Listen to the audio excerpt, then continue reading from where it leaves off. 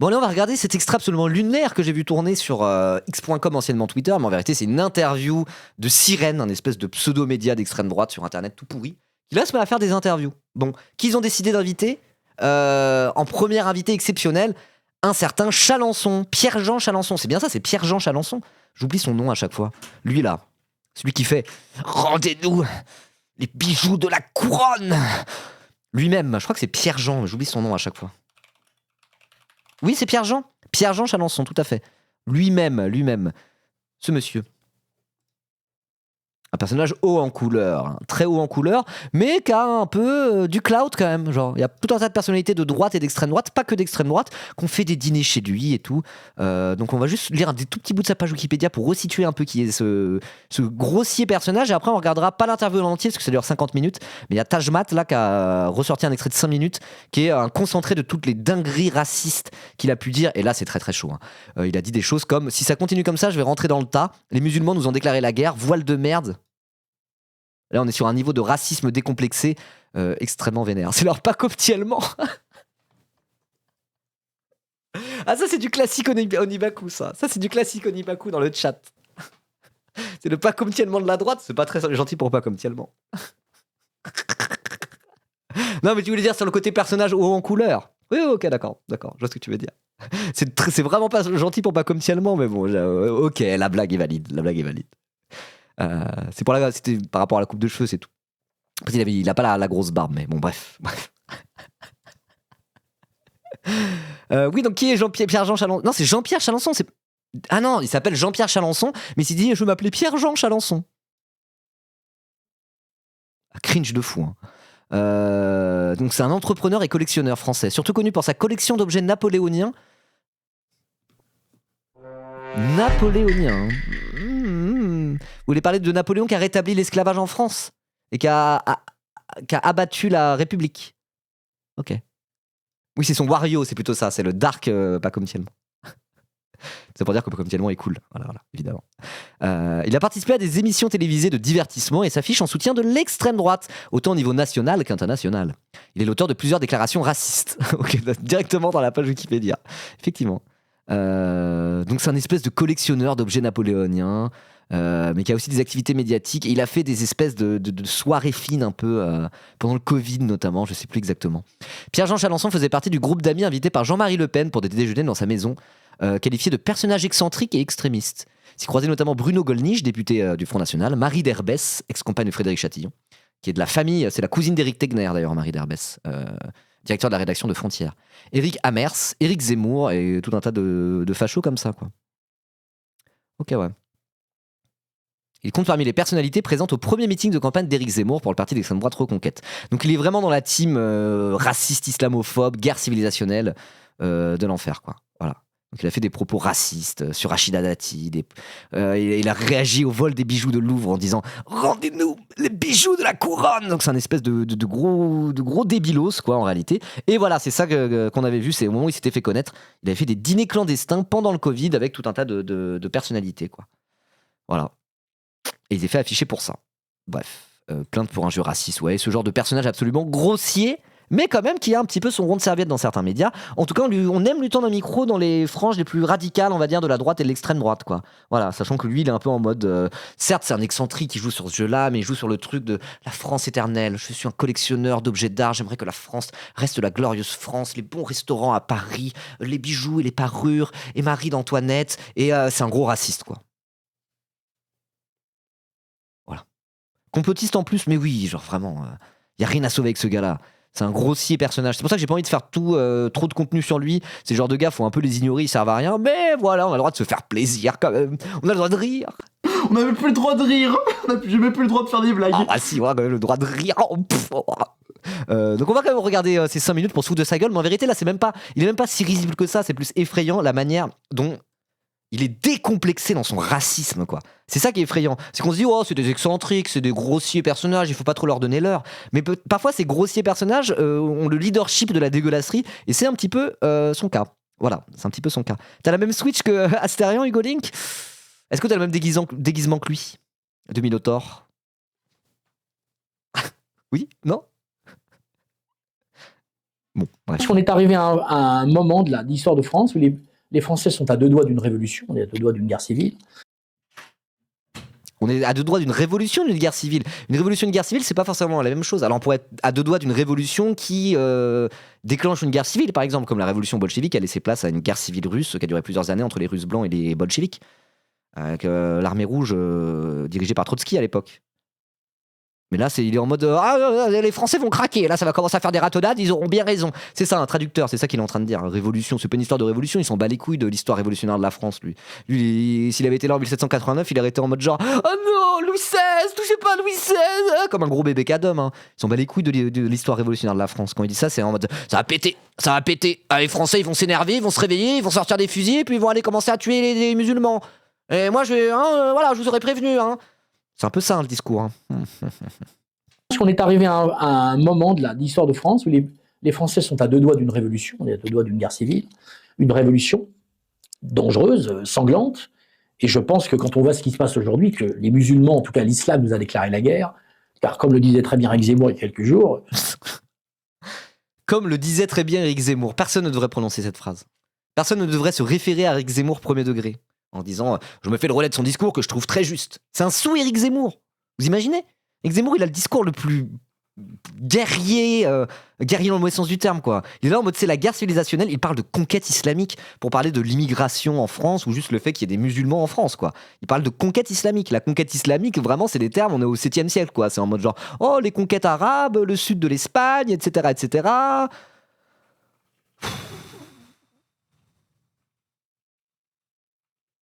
Il utilise des termes comme ça pour parler des musulmans de France, des Français musulmans. C'est grave. Donc se référer à Éric Zemmour pour faire du sous-Éric Zemmour, déformé et encore plus radical parce qu'encore plus bête, vous voyez ce que je veux dire ? C'est grave, hein. C'est très très grave. Hein.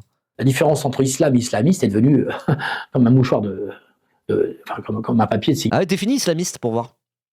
Si définis islamiste, Pierre-Jean Chalençon. Moi, si j'avais en face de moi, je ferais une Jordan Florentin. Je ferais ah ouais ? C'est-à-dire quoi islamiste ? C'est-à-dire quoi islamiste ? Allez-y, ça veut dire quoi islamiste ? On parle d'islamiste, vous savez pas ce que ça veut dire islamiste ? Ça veut dire quoi ? C'est quoi votre définition d'islamiste ? On est en direct. C'est quoi un islamiste ? Impossible de répondre pour eux. Hein. Impossible de répondre. Ils savent pas ce que c'est qu'un islamiste. Pour eux, un islamiste, c'est un musulman qui est un peu trop musulman. Il est un peu trop conquérant et puis il va faire des attentats au d'un moment. Hein. Voilà. En gros, il y a les gentils musulmans, c'est ceux tu sais pas qu'ils sont musulmans. Voilà. Ils ne portent pas de barbe. Jamais ils sont en djellaba dans des lieux publics. Ils ne vont pas à la mosquée. Ils mangent du porc et boivent de l'alcool, mais sont d'ascendance musulmane, on va dire. Pour eux, ça, c'est un musulman et tous les autres, c'est des islamistes, quoi. Voilà. Tu fais la prière, t'es islamiste déjà pour eux. Ils n'ont pas de définition de ça. Alors après, parfois, quand tu leur demandes une définition, je pense que Pierre-Jean Chalençon, il en a juste aucune putain d'idée. Hein. Mais parfois, tu leur demandes une définition, ils sont. Mais c'est ceux qui pratiquent un islam politique. Ah ouais, c'est vers quoi pratiquer un islam politique ? Vas-y, dis-moi. On sait pas. C'est juste pour dire, c'est les méchants musulmans. Quand ils sont trop musulmans, ils basculent dans l'islamisme. Et après, c'est potentiellement des terroristes. C'est un peu ça le discours. Sauf que. Là, ils sont en train de dire de plus en plus, et Zemmour a déjà commencé à avoir ce discours il y a quelques temps, mais là, c'est en train de. Même ses relais les plus débiles le disent tel quel, en mode maintenant, il n'y a plus trop de différence entre musulmans et islamistes. Ok ? Du coup, j'aimerais leur demander c'est quoi la différence entre un islamiste et un terroriste ? C'est un islamiste qui passe à l'acte, un terroriste ? Je veux dire, quand tu fais une petite relation de châle entre les différents trucs qu'ils disent, t'arrives très vite à ce discours de dire les musulmans sont tous potentiellement des terroristes qui vont aller tuer des gens au Bataclan, comme Daesh. C'est ça, hein ?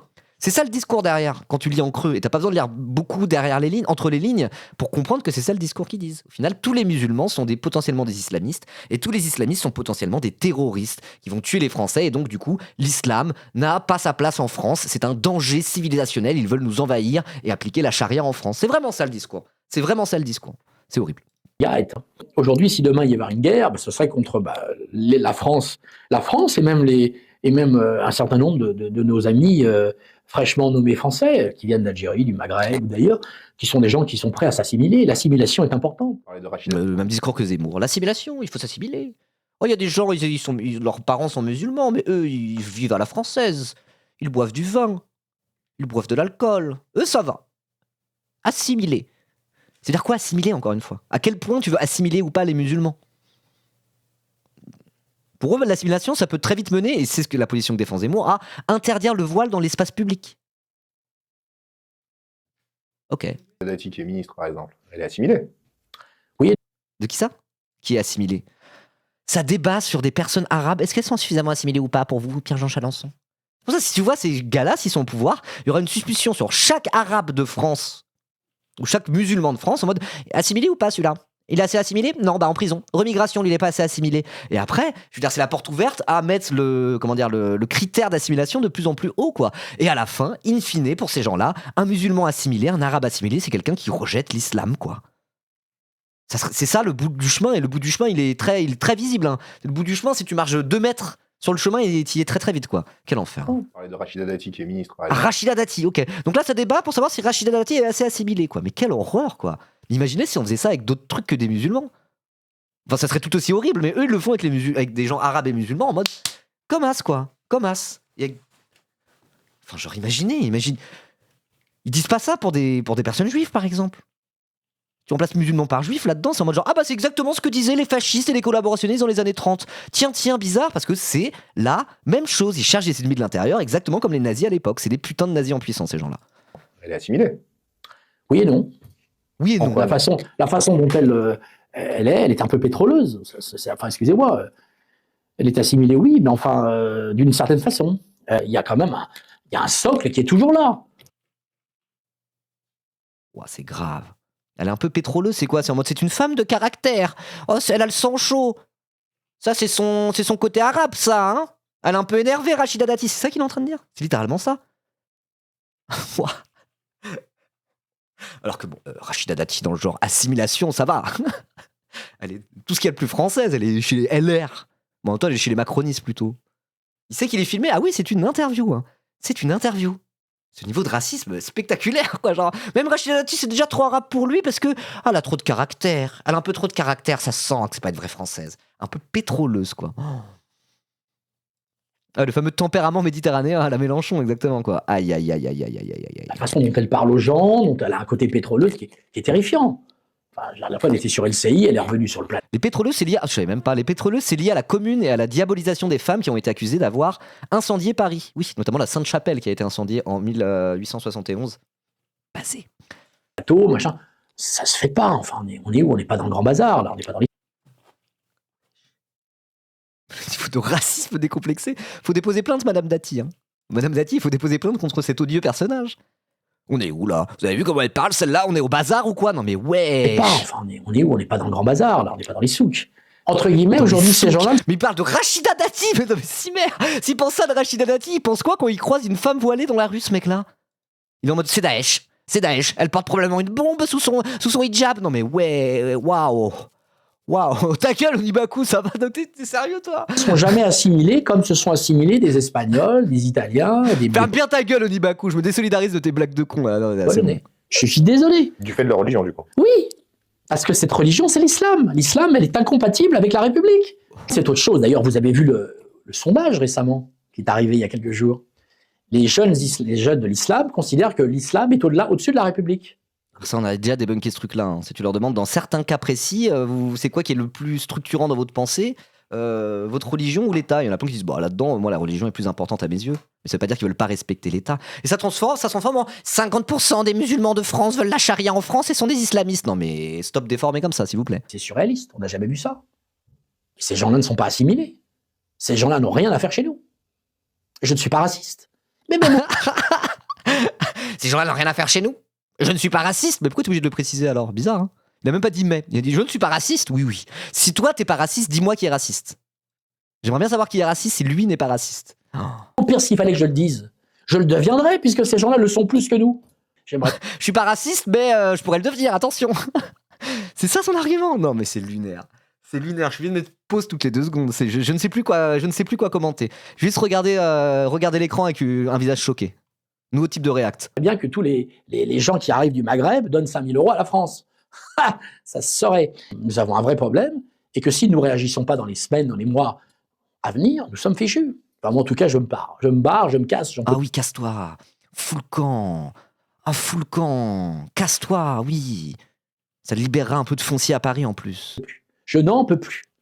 Les gens, toutes ces bonnes femmes avec des foulards, je n'en peux plus, je ne les supporte plus. C'est plus fort que moi. Si ça continue comme ça, je vais rentrer dedans le tas. Il vient de dire toutes ces bonnes femmes avec des foulards, je ne supporte plus. Si ça continue comme ça, je vais rentrer dans le tas. Allô? Pourquoi y a pas des comptes Pourquoi Twitch gauchiste ne republie pas ça? Ah non, c'était pas sur Twitch, c'est pour ça. Je vais rentrer dans le tas. Donc les mêmes personnes qui, dès qu'on dit qu'on fait une blague ou un truc qui va pas dans leur sens, nous affichent et déclenchent du harcèlement et des menaces de mort contre nous, les mêmes, il y a un gars qui dit les femmes voilées, je ne peux plus les voir, je vais péter un câble, je vais rentrer dans le tas. Ils diffusent eux-mêmes ça, comme en mode genre, bah voilà, on n'a pas le droit de dire ça. Non mais allez vous faire foutre. D'où c'est légal même de faire ça. Je saisis le procureur de la République. Vous savez quoi, je vais saisir le procureur de la République moi-même. Voilà, je vais signaler au procureur de la République, je vais écrire une lettre au procureur de la République en mode cet homme fait quelque chose qui s'apparente peut-être à l'apologie du terrorisme. C'est pas très légal de faire ça que fait la DGSI, quoi. En vrai, non, moi, je suis pas une pouquille, moi je vais rien faire du tout, mais enfin, genre, vous voyez ce que je veux dire, c'est évidemment illégal de dire des choses comme ça, quoi. Je vais rentrer dans le tas. Ah, comment? Tu vas prendre une voiture et tu vas rentrer dans des femmes voilées, les écraser?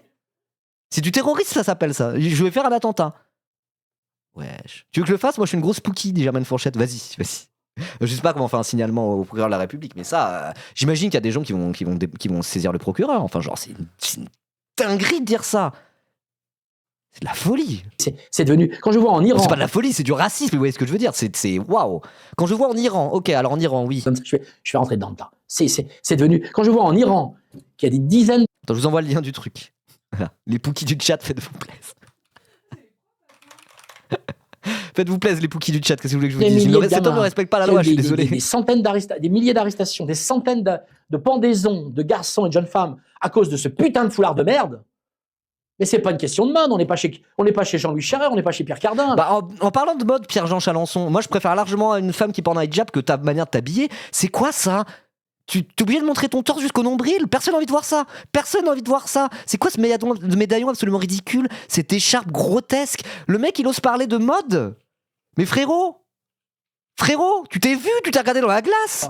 Bouffon, va. C'est une question, c'est vital. Il faut arrêter. Rhabille-toi, un peu de pudeur. Ça s'appelle comment déjà le truc où les hommes musulmans ils doivent couvrir leurs genoux là? C'est quoi le terme? C'est quoi le terme du truc où on doit se recouvrir les genoux là? Certains musulmans qui font ça, des sportifs notamment. L'anaura, j'arrive pas à le prononcer. Laura, A-W-A. Je vais faire mon blanc. Comment ça se prononce ça? J'ai du mal. Aoura, je sais pas prononcer ça. Attends, l'arabe du futur dans le chat. Aoura, ça se dit comme ça? Aoura, ok. Oh, drôle de langage. Je plaisante, mais voilà. Mon frère, ton aura là, je sais pas, fais quelque chose. T'es pas censé montrer ça, hein. Question, c'est vital. Il faut arrêter, il faut être comme en Italie avec Mélanie ou comme dans certains pays, il faut interdire ce putain de voile. Si on l'a pas compris ça, on n'a rien compris. Ils font ce qu'ils veulent. Si elle a envie de mettre un voile, c'est comme si demain j'ai ma voisine qui a envie de se mettre du Bro is aura farming. Très bonne blague, très bonne blague de Keliam. Aura farming. jartel le soir et de s'envoyer en l'air. Elle fait ce qu'elle veut quand elle est chez elle. Mais dans le domaine public, c'est inacceptable. On est en République. Ici, vous dérange. Ah, attends, si on parle d'aura farming, faut mettre cette scène là, attendez. Bro is aura farming. On est obligé de mettre cette musique du coup. Milliers de gamins qui a eu des centaines des milliers d'arrestations, des centaines de pendaisons de garçons et de jeunes femmes à cause de ce putain de foulard de merde. Mais c'est pas une question de mode, on n'est pas chez Jean-Louis Charest, on n'est pas chez Pierre Cardin là. C'est une question, c'est vital. Il faut arrêter, il faut être comme en Italie avec Mélanie ou comme dans certains pays, il faut interdire ce putain de voile. Si on l'a pas compris, non mais je peux pas parce que genre son discours est tellement violemment raciste que mettre cette scène là pendant qu'il dit j'en ai marre de ce putain de voile, je peux pas, c'est trop. En même temps, à part la moquerie et tourner en dérision des gens comme ça, il y a un moment donné, je ne sais pas quelle arme on peut avoir contre ces discours-là, à part la moquerie, quoi. Quand c'est des Pierre-Jean Chalençon, quand c'est des Frontières, même quand c'est des Zemmour et compagnie, je suis pas sûr que la moquerie soit la meilleure arme contre la ligne du RN, par exemple. Là-dessus, il faut regarder les raisons enfin, la manière dont se structure le racisme du vote RN. Je pense qu'il faut prendre ça un petit peu plus sérieusement pour avoir un discours à même un vrai contre-discours. Vous voyez ce que je veux dire? Mais quand on parle des Pierre-Jean Chalençon, des Zemmour, des Éric Tegner et des Frontières et des machins bidules, je pense qu'il faut juste la moquerie, quoi. Il faut juste vraiment les pointer du doigt et dire mais regardez comme ces gens sont pathétiques et grotesques et absolument ridicules, parce que ça quand même je trouve que c'est un argument massu. Les attaquer sur le ridicule, parce que juste regardez-le. Je pense qu'on peut facilement avoir un consensus autour du fait que ces gens-là sont à pleurer à pleurer de tristesse et de rire en même temps, quoi. Voilà. Après, c'est aussi le truc, vaut mieux en rire qu'en pleurer. Quand tu vois la violence de son discours, Voilà, faut pas rentrer dans son jeu, il vaut mieux se foutre de sa gueule, quoi. Voilà. Bien compris. Ils font ce Et parce qu'en plus, je pense quand même, malgré tout, je dis pas ça, je ne défends absolument pas Pierre-Jean Chalençon, mais le racisme moyen en France, en vérité, il est pas trop sur cette ligne-là. Hein. Cette espèce d'islamophobie maladive, cette paranoïa de la guerre civilisationnelle, c'est quand même plus des préoccupations de bourgeois. Hein. Les Caroline Fourest, t'as la version un peu plus aile gauche, on va dire, ça c'est plus les Caroline Fourest, Raphaël Enthoven. Alors c'est pas des gens de gauche, mais vous voyez, par rapport à Chalençon, c'est plus en mode la République, la laïcité, machin. Il y a ce côté-là, sur ceux qui ont vraiment une panique paranoïaque de l'islam. Et puis il y a la team Zemmour et compagnie, quoi. Mais en vérité, le racisme moyen en France, il est pas trop sur ce discours-là. Il est pas trop sur ce discours-là. Le racisme moyen en France qui vote RN, ils se disent il y en a marre des assistés, quoi. Moi, je me casse le cul à bosser pour 1800 € par mois. L'État me prend la moitié pour aller payer les assistés. Et en plus, c'est toujours les mêmes, les assistés, qui foutent le bordel en France, hein. Voilà, hein, suivez mon regard, hein, c'est un peu toujours les mêmes quand même, hein. Les Noirs et les Arabes. Le racisme moyen en France, c'est beaucoup plus ça qui est structurant dans sa pensée raciste que cette espèce de paranoïa obsessionnelle sur l'islam et la guerre de civilisation, quoi. Voilà. Donc je veux dire, il y a un peu deux teams d'extrême droite, je trouve, à l'heure actuelle, et pour aller dégrossir le discours un peu anti-assistana, etc., la ligne un peu populo-RN, c'est pas la même stratégie plutôt que de pointer du doigt l'autre type d'extrême droite qui est plus l'avant-garde, qui va plus aller pousser la fenêtre d'Overton, vous dites ça comme vous voulez. Et donc eux, c'est juste la moquerie et le foutage de gueule qu'il faut utiliser, je pense. Il n'y a pas à parler à l'affect des Français à travers un contre-discours, vous voyez ce que je veux dire. Mais après, je sais pas. J'en suis pas intimement persuadé. Et je dis pas, il y a quand même évidemment de l'islamophobie en France. Mais même l'islamophobie du racisme moyen en France, c'est pas totalement celle-là. Pas à ce point-là. Là, il se situe plus dans une espèce d'avant-garde qui essaie de pousser toujours plus loin, décomplexer toujours plus loin l'extrême droite, quoi. Voilà. À mon avis, au contraire, ça sert à rien de se moquer, il est déjà ridicule. Ouais, enfin, il n'y a pas besoin de faire beaucoup d'efforts pour se moquer. Enfin, je sais pas, c'est pas extrêmement clair ce que je suis en train de dire, mais bref. Tout ça pour dire que le racisme moyen d'extrême droite, je pense, n'est pas Pierre-Jean Chalençon en réalité. Voilà. Ce qui veut pas dire qu'il y a des bons et des mauvais d'extrême droite, quoi. Voilà. Oui, attendez, oui. Ouais. Ouais.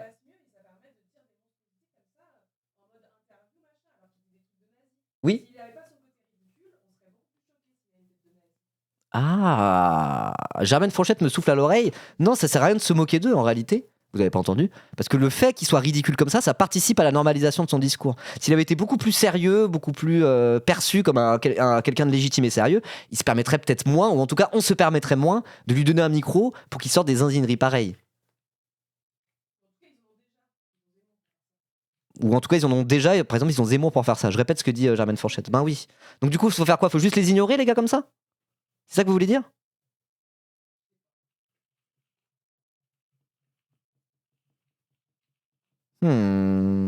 Après, en étant musulman, le changement de pensée chez les racistes sur l'islam, on l'a bien senti. Ah ouais, non, mais de fou. Après, de toute manière, il y a une islamophobie chez le racisme moyen en France, évidemment. Mais je veux dire, électoralement, par exemple, c'est pas trop sur l'islamophobie que ça structure leur vote, plus que sur le racisme, un peu. C'est toujours les mêmes, les assistés, ils touchent de l'argent de la CAF, il faut que foutre le bordel en France. Je veux dire, les deux sont pas mutuellement exclusifs, évidemment. Et l'islamophobie est de plus en plus prégnante en France, y compris dans le vote RN, évidemment. Mais je veux dire, la lubie civilisationnelle à ce point-là, c'est quand même un peu plus un truc de bourgeois, c'est ça que je voulais dire. Je comprends même pas pourquoi on lui donne encore l'heure. Bah, parce qu'en vrai, se foutre de sa gueule, on s'amuse quand même un peu, quoi. Vous voyez ce que je veux dire? Après, c'est toujours les mêmes questionnements, quoi. Est-ce qu'il faut parler de frontières ou juste les ignorer? C'est toujours un peu pareil, quoi. De voile. Bref. Si on l'a pas compris ça, on n'a rien compris. Ils font ce qu'ils veulent. Si elle a envie de mettre un voile, c'est comme si demain j'ai ma voisine qui a envie de se mettre des porte-jartelles le soir et de s'envoyer en l'air. Elle fait ce qu'elle veut quand elle est chez elle. Mais dans le domaine public, c'est inacceptable. On est en République. Qu'est-ce qui vous dérange concrètement là-dedans? Tout. Je ne les supporte Pas tout, Eric. Pas tout. Tous, Christine. Tous. plus. Je ne les supporte plus. Donc, je vous le dis, je le dis à la caméra, je le dis aux Français, mais vous allez vous la mettre encore combien de temps dans cette histoire? Vous croyez qu'on a fait la guerre de 1814? Vous avez croyé qu'on a fait la révolution de 1870? Vous avez croyé qu'on a fait la guerre de 14-18? La guerre de 39-45 pour en arriver là? Bah oui. On a carrément fait tout ça pour en arriver là. Pour un monde plus divers, inclusif, égalitaire, varié. Bah ouais. De fou. Lui, il a rien fait du tout, hein. À part se gratter les couilles dans son hôtel particulier du 16e arrondissement. Mais ouais, on a fait tout ça pour avoir une France où il fait bon vivre. Une France, par exemple, avec du vivre ensemble. Une France avec moins de racisme et ce genre de choses. Bah ouais, de fou, hein. De fou, carrément. Il cite 1870, la révolution 1870. une bamboula. Je n'en peux plus de cette bamboula. Et bamboula, c'est une chanson, ça n'a rien de raciste. Ça va, ça suffit. Vous voulez mettre des foulards? Allez dans ces pays-là. Allez en Algérie. Allez en Arabie Saoudite. Allez au Qatar. Mais ne venez pas dans les Pyrénées. Ne venez pas à Paris. Dans tous ces pays-là, on les appelle les French arabiques. Mais ils ne sont pas français, ils sont arabiques. Mais jamais ils se permettraient ça au Maroc, en Tunisie. Moi, c'est des pays où j'adore aller, je passe des vacances, je suis heureux, les gens sont charmants. Ouais, mais non, t'as vu comment t'es habillé? Toi, t'as rien à foutre au Maroc. T'as rien à foutre au Maroc. T'as vu comment t'es habillé? Tu dois rester à Paris, en France, chez les Blancs.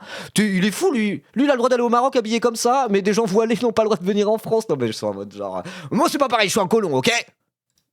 Mais ça n'a rien à voir avec les aliens qu'on a chez nous. Mais vous avez vu les banlieues? Vous avez vu Marseille, là, ce qui se passe à Marseille? Les aliens. Ah, on est sur un niveau là de racisme, la déshumanisation, c'est en mode ce sont des aliens. Ça n'a rien à voir. Un vrai Marocain, ils sont super sympas les Marocains. Je vais au restaurant manger des tagines, ils font du très bon vin boulaouane. Moi j'aime beaucoup. Hein. Ils nous traitent très bien, nous autres les touristes qu'on est pétés de thunes. C'est pas comme nos classes populaires issues de l'immigration en France, des aliens. Des aliens. Oh. Ouais, je pensais pas que c'était à ce point-là. Genre la séquence est même pas lunaire, la séquence est absolument gerbée quoi. Wow. Macron, il a fait trois fois des tours à Marseille avec mais c'est l'armée qu'il faut envoyer à Marseille. Après, ça, c'est des discours qu'on entend un peu depuis longtemps aussi, quoi. Oh, à un moment donné, ceux qui foutent le bordel dans les banlieues, il faudra envoyer l'armée. Non, pitié, non. C'est pas de notre faute, c'est aussi les nôtres. Parce que justement, vous dites, ils sont pas marocains, ils sont pas machin, mais ils sont français, effectivement, c'était pas de notre faute un peu. Mais bien entendu que c'est de notre faute, c'est pas de leur faute à eux. Mais bien sûr que c'est de notre faute. C'est pas de ma faute ni de la tienne. C'est de la faute de tous ces politiques de merde. Ce sont des victimes. Moi, je dis pas que ce sont des... Non, je dis que les jeunes des banlieues, tous ces gens, sont des victimes. Ah non, ça va du coup, ça va. Les aliens là qu'on voit à Paris, à Marseille, dans les quartiers, c'est n'importe quoi, sont victimes du racisme structurel pour l'interrogation, genre c'est quoi ça? Non, ce sont des victimes des politiques, des gauchistes qui organisent le grand remplacement et qui veulent détruire la France. C'est plutôt ça qui veut dire quoi. Collatéral, mais qui aujourd'hui nous font un mal terrifiant. Mais je sais bien... C'est Sirène, le média, qui l'interviewe comme ça. Ils sont mis à faire des interviews. Ils ont commencé avec la pire personne sur Terre, quoi. Sirène, qui est un pseudo-média d'extrême droite, qui tweet des conneries. Bon, bref. Que ce n'est pas de leur faute. Ils sont aussi victimes que nous. C'est ça qui me fait de la peine. C'est pour ça que moi, je les apprécie aussi. Je n'ai pas de problème vis-à-vis de ça. Moi, je les apprécie. Après les avoir déshumanisés, traités d'aliens, dire je ne supporte plus les femmes voilées, il dit moi, je les apprécie. Mais c'est de la pistiette dans ta boîte crânienne? Pierre-Jean Chalençon? Oui, la réponse est oui. Ah, vraiment? Ce que je ne supporte pas, c'est le voile. Je vois ce qui se passe en Iran aujourd'hui. Pourquoi? Parce que vous avez l'impression que la culture musulmane, enfin la religion musulmane et la culture qui va avec, est une menace pour les valeurs françaises? C'est plus qu'une menace, c'est Ebola. Bien sûr, on n'a rien à faire avec ces gens-là. Waouh, traiter d'une religion de virus. Vous savez qui faisait ça? Les nazis. Les nazis et les fascistes. Les fascistes au sens propre, Mussolini, Hitler, tout ça. Ils ont une vision organiciste de la nation. C'est une des grandes caractéristiques des régimes fascistes. Ils ont une vision organiciste de la nation, ce qui signifie tout simplement qu'ils estiment que la nation est presque un être vivant, un être à part entière, indépendant de ses citoyens par exemple, et des travailleurs qui travaillent et qui payent des cotisations, enfin qui payent des prélèvements obligatoires, bref. Vous voyez ce que je veux dire? Et donc en mode, l'ennemi de l'étranger et le juif par exemple, sous l'Allemagne nazie, et c'était des virus. Parfois on les considérait comme des virus, parce qu'on avait une vision de la nation comme étant presque un être autonome qu'il faut choyer. Voilà. Il y a même des gens qui considèrent qu'une des caractéristiques les plus prégnantes qui différencie un régime fasciste d'un régime nationaliste, autoritaire, voilà, c'est la vision organiciste de la nation. Donc dire, c'est Ebola, ce sont des virus ces gens-là, c'est authentiquement du fascisme pur jus, que Mussolini ou Hitler n'auraient pas renié, quoi. C'est grave, quoi. Et quand on voit, on voit que ceux qui sont à l'avant-garde de ce discours le plus fasciste possible, c'est toujours les plus gros couillons, c'est toujours les abrutis de service, quoi. Ça, c'est un truc que j'avais pas réalisé, quoi. À quel point la bêtise était un vecteur du fascisme, en fait. De l'installation du fascisme dans nos sociétés. C'est grave, c'est vraiment grave.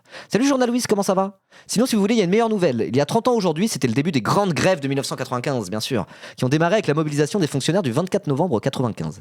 Puis viendra la SNCF, la Poste, etc., qui embrayeront sur des grèves reconductibles massives, qui feront plier Chirac et Juppé, qui voulaient détruire le système de retraite et de sécurité sociale.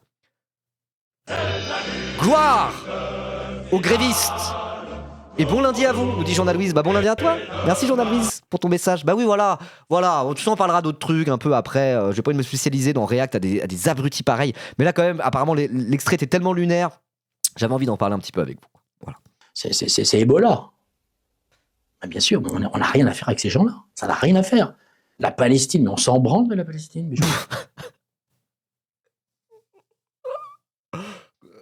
Waouh, il dit tout haut ce que tout le monde pense tout bas. Genre, le nombre de dingueries qu'il y a en 5 minutes de vidéo, genre, c'est fou. La Palestine, on s'en bat les couilles de la Palestine. Tu dirais ça de l'Ukraine? Ou de n'importe quel pays comme ça? Ah, bien sûr, on n'a rien à faire avec ces gens-là. Ça n'a rien à faire. La Palestine, mais on s'en branle de la Palestine. Mais je m'en fous comme dans 14. Vous croyez qu'à l'époque de Louis XIV, de Napoléon III, même de la première, on se foutait de ce qui se passait à des milliers de kilomètres, on s'occupait. Ah oui, Palestine. Napoléon d'ailleurs a conquis la Palestine, hein. Il est arrivé là-bas, il a cramé des trucs, il a fait une campagne en Palestine contre l'Empire ottoman, si j'ai pas de bêtises, hein. Voilà, hein, il a cramé des villages, il a pillé, il a conquis, hein. Napoléon, il s'en battait les couilles, il faisait la guerre à tout le monde. La grandeur de la France, quand la France était grande sous Napoléon, vous pensez qu'on avait quelque chose à foutre de ces Arabes? Non, oh là là. Oui, Napoléon n'est pas allé en Égypte, quoi. Genre, aïe, aïe, aïe. La France ou au Mais je pire crois de- qu'il a été en Palestine, hein. Il est passé par la Palestine à un moment donné, Napoléon. Dites-moi si je dis pas des bêtises. Mais je crois qu'il a fait la guerre là-bas aussi, hein. Si je dis pas de bêtises. On appelait, je sais pas comment l'armée napoléonienne et Napoléon appelaient ça. Oui, on est d'accord, Amourouza. Il disait pas Palestine à l'époque, c'est quoi? C'est la campagne de. De où? Je sais pas. Bon, bref. Ils s'en battaient tellement les couilles qu'il a rétabli l'esclavage en Haïti, alors que c'est super loin. Bah oui, bah oui. C'est pas comme s'il était isolationniste, comme le Japon il y a 500 ans ou les États-Unis il y a 200, quoi. Non, non, non. Il a essayé de conquérir tout cet endroit, il en avait pas rien à foutre, quoi. Ok, c'est pendant la campagne d'Égypte, il a été en Palestine de se battre contre l'Empire ottoman, quoi, en gros. Ok, ok. Napoléon III, même de la première, on se foutait de ce qui se passait à des milliers de kilomètres, on s'occupait de la France ou au pire. Bah non, ils allaient à des milliers de kilomètres pour tenter de faire la guerre et conquérir des nouvelles terres, justement en tuant des centaines de milliers de Français, en les enrôlant de France dans l'armée pour aller se battre à 10 000 kilomètres d'ici et mourir dans le froid face à la Russie ou dans le chaud face à l'Empire ottoman, quoi. Qu'est-ce qu'il raconte? Qu'est-ce qu'il raconte? S'il y a une personne qui n'était pas là à rester à s'occuper des Français et ne pas s'occuper de ce qui se passait à l'extérieur, c'est sûrement pas Napoléon. Napoléon a été faire la guerre à toute l'Europe au prix de milliers, de centaines de milliers de morts français et étrangers, de morts, quoi. Ouais, c'est chaud, hein. De l'Europe. Parce qu'on était aussi un peu moins concernés, parce qu'on était moins au courant aussi de ce qui se passait. Mais à force d'être trop au courant, on est au courant de tout. Qu'est-ce qu'on s'en fout? Qu'est-ce que j'en ai à foutre de ce qui se passe en Chine? Qu'est-ce que j'en ai à foutre Bah ferme ta gueule alors! Au lieu de parler d'islam tout le temps, qu'est-ce que tu racontes? Parle des bijoux de Napoléon en chialant comme le gros œil que t'es. Qu'est-ce que tu veux que je te dise? Retourne prendre une petite trace de coke dans ton palace, bois du mauvais champagne trop cher, et chouine-nous en faisant des TikTok pathétiques en parlant des bijoux de la couronne, et puis arrête de nous casser les couilles à tenter de parler politique parce que t'es con comme tes pieds. ce qui se passe en En Algérie? plus d'être le plus gros raciste que cette terre est portée. Qu'est-ce que je m'en branle, je suis Bah, on français, parle pas, je m'occupe ferme de ce ta qui se passe gueule. chez moi. Charité bien ordonnée commence par soi-même. Ah ouais, bah commence par toi-même et ferme ta gueule à ce moment-là, gros bouffon, va. Ah, il m'a énervé celui-là. Oh là là! Comment rester poli face à un tas de merde pareil, je vous le demande, hein. Ah, c'est chaud, hein. Waouh, je pensais pas que ça allait être comme ça. Je pensais pas que ça allait être à ce point, c'est grave, hein. C'est très très grave, c'est très très grave. Donc voilà, les derniers relais de la team Zemmour et compagnie, hein. Il y a quand même cette extrême droite RN, populisto, etc., un peu populo. Et cette extrême droite qui est de plus en plus violent, quoi, qui vise à débrider finalement les discours d'extrême droite. Il y a un rôle d'un Pierre-Jean Chalençon en réalité. Quand on regarde le rôle d'un Zemmour, des Pierre-Jean Chalençon, ceux qui sont vraiment tout à droite de notre paysage politique, qui sont vraiment purement et simplement dans un discours de guerre de civilisation face à l'islam, etc. Comme je disais tout à l'heure, c'est mon analyse en tout cas, même si alors je dis pas que le racisme moyen en France n'est pas islamophobe. Évidemment que le racisme moyen en France est islamophobe. Il est en mode la marre des Noirs et des Arabes et ils sont musulmans et blablabli blablabla. Mais je veux dire ce truc avec cette vision purement civilisationnelle, avec une telle violence et ce côté exaltation de l'éternelle France française, bandé Napoléon et tout. Moi je pense que c'est pas le truc qui est le plus prégnant chez le racisme moyen. Ce qui veut pas dire qu'il n'y a pas d'islamophobie par ailleurs. Donc quel est le rôle, quelle est la place de ces discours-là politiquement? C'est aussi de normaliser un discours qui est plus aligné avec le racisme français moyen, qui serait plus le discours du RN, qui est évidemment raciste aussi, islamophobe aussi, évidemment, mais qui est moins outrancier et civilisationnel que ça, quoi. Vous voyez? Mais du coup, le fait qu'il y ait des Pierre-Jean Chalençon, des Zemmour et cette extrême droite-là, qui est de plus en plus outrancière et dans le n'importe quoi, dans l'islamophobie et dans la vision civilisationnelle de guerre de civilisation assumée, ça normalise aussi le RN, quoi. Voilà, ils ont une espèce d'aile droite qui pousse la fenêtre d'Overton, on peut dire ça comme ça, qui les normalise, qui sont un peu à l'avant-garde des discours les plus horribles, et derrière, ça normalise le fait que ça normalise le RN comme étant un parti pas si à droite que ça aussi, quoi. Voilà. Ils peuvent se placer avec des gens à leur droite et dire, à la limite, bah nous on n'est pas d'extrême droite, regardez, eux ils le sont déjà un petit peu plus. Alors qu'en vérité, c'est le même camp et c'est la même famille politique, évidemment, quoi. Mais pour moi, c'est ça la place et le rôle qu'ont ces gens-là dans le paysage politique français à l'heure actuelle, quoi. Et c'est grave. Donc, moquons-nous d'eux. Pointons-les du doigt pour les bouffons qu'ils sont, y compris Zemmour. Hein. Zemmour parle un peu mieux, on va dire. Zemmour est moins outrancier et complètement con que ça. Je veux dire, il a un discours mieux huilé, un discours où il se fait passer pour assez intelligent. Et bon, c'est pas non plus, on a un niveau de bouffonnerie un peu inférieur à ça avec Zemmour. Mais Zemmour aussi, on peut le pointer du doigt et le moquer pour dire, mais ton projet de France éternelle, t'es lubie paranoïaque, tout le monde s'en bat les couilles, frérot. Tu vis dans un conte de fées quasiment, quoi. Enfin, pas un conte de fées, mais tu vis dans ton imagination, tout le monde s'en branle de ça. Le français moyen, son vécu, c'est pas ce que tu racontes. Donc voilà, un mec comme Zemmour, même s'il est moins, on va dire, s'il est plus sérieux dans sa démarche, qui passe moins ouvertement pour un gros bouffon, on peut le pointer du doigt et le moquer exactement de la même manière qu'on moque un Pierre-Jean Chalençon, parce qu'ils ont le même discours totalement paranoïaque, etc. quoi. Par rapport à l'islam et par rapport à la glorieuse civilisation française éternelle. Se référer à Louis XIV en 2025, tout le monde s'en bat les couilles. Personne n'a envie de retourner à Louis XIV en réalité. Donc voilà, se moquer d'eux et les pointer du doigt, moi je pense que c'est une des armes les plus efficaces qu'on peut avoir face à toute cette frange-là de l'extrême droite qui est un peu l'avant-garde de la fascisation et qui du coup vont toujours plus loin dans le racisme et l'islamophobie. Quoi. Plus encore que le RN et plus encore que probablement le français moyen, le français raciste moyen. Quoi. Et voilà. Et justement, j'espère que le français raciste moyen va pas aller jusqu'à un discours anti-civilisationnel aussi assumé ou en tout cas qui est aussi structurant dans son vote. Vous voyez ? Et pour ça, tentons de désamorcer leur discours en les pointant du doigt pour étant pathétique et grotesque, quoi. Pour moi, c'est un peu la strate à avoir avec ce genre de grossier personnage. C'est pas forcément la même strate qu'il faut avoir avec le RN. Je sais pas trop, mais voilà, vous avez compris où je voulais en venir, je pense. Vraiment, je pense que tu sous-estimes le niveau de racisme en France. Mais non, mais je sous-estime pas le niveau de racisme en France. Simplement, le racisme peut s'organiser de plusieurs manières différentes. Et la paranoïa nationaliste sur la glorieuse France éternelle et chrétienne, je pense que c'est la plus grande quantité de racisme qu'il y a en France ne prend pas ce canal-là. C'est un autre type de racisme qui est tout aussi raciste, mais qui est un petit peu différent, quoi. Qui est en mode un peu plus les assistés, c'est toujours les mêmes qui foutent le bordel en France. Alors après, un discours qu'ont aussi, évidemment, aussi les Pierre-Jean Chalençon, etc., quoi. Mais voilà. Après, c'est un peu mon avis, quoi. Ouais, lire Vincent Tibéri, exactement. Mais je dis pas ça pour dire oh ça va, les racistes français ils sont pas si racistes, le RN on peut aller chercher les fâchés pas fachos, etc. 100% des votes RN en France ont une composante raciste qui est peut-être la première composante parce que ce qui différencie historiquement le Rassemblement national des autres partis de droite, c'est le racisme. C'est le racisme. Et là-dessus, moi je suis absolument d'accord avec vous. Il n'y a pas un vote RN en France qui n'est pas un vote raciste. Les Français qui votent RN votent par racisme. Par racisme avant tout. Mais il y a 50 nuances de racisme et de manière de le voir, quoi. Et moi, je pense que électoralement, par rapport au RN et la ligne du RN, d'ailleurs, la ligne du RN n'est pas trop sur la guerre de civilisation comme ça. Hein. La ligne du RN, elle est plus en mode les Arabes, il faut qu'ils s'intègrent au lieu de foutre le bordel et être des assistés. Donc dehors les assistés, etc. C'est pas tout à fait la même ligne qu'a le RN. Et il y a une raison à ça. C'est que la sensibilité raciste des électeurs RN n'est pas tout à fait le même délire civilisationnel qu'un Pierre-Jean Chalençon. C'est ça que je voulais dire. Ce qui veut pas dire que c'est pas du racisme. Vous voyez ? Ce qui veut pas dire que c'est pas du racisme. Et ce qui veut pas dire qu'ils sont pas sensibles à ce discours-là. Ce qui veut pas dire que le français raciste moyen n'est pas sensible à ce discours islamophobe et islamophobe, mais à un niveau moins avancé que cela. Et moi, je pense moins structurant dans leur vote à la fin. Voilà. Après, c'est mon avis. C'est mon avis. Et je dis pas ça pour, on va dire, amenuiser le niveau de racisme qui est présent en France. Quoi. Et je veux dire, ça reste. Je trouve que c'est plus les bourgeois racistes qui, eux, sont à fond là-dessus. Sont à fond sur la civilisation, le civilisationnel, là où le prolo-raciste est plus sur l'anti-assistanat, en mode c'est toujours les mêmes qui foutent le bordel en France et qui touchent l'argent de la CAF, pendant que moi je bosse dur, quoi. Voilà. C'est du racisme de bourgeois, mon village de racistes, on n'a rien à foutre de l'héritage de Napoléon ou je sais pas quoi. Ouais, voilà, je suis un peu là-dessus.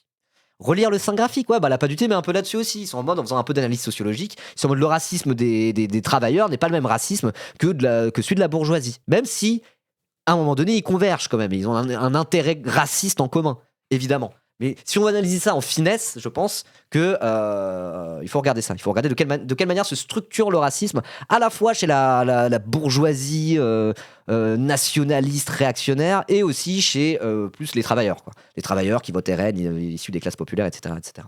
Si on regardait un peu dans la finesse comment se structurent ces différents racismes pour pouvoir lutter contre ça au mieux. Quoi. Voilà. Bon, en tout cas, si vous avez trouvé ça intéressant sur la VOD YouTube et que vous avez été choc-barre par Pierre-Jean Chalençon, n'hésitez pas à partager cette vidéo, mettre un like, la cloche, abonnez-vous, voilà. Comme d'hab, comme d'hab.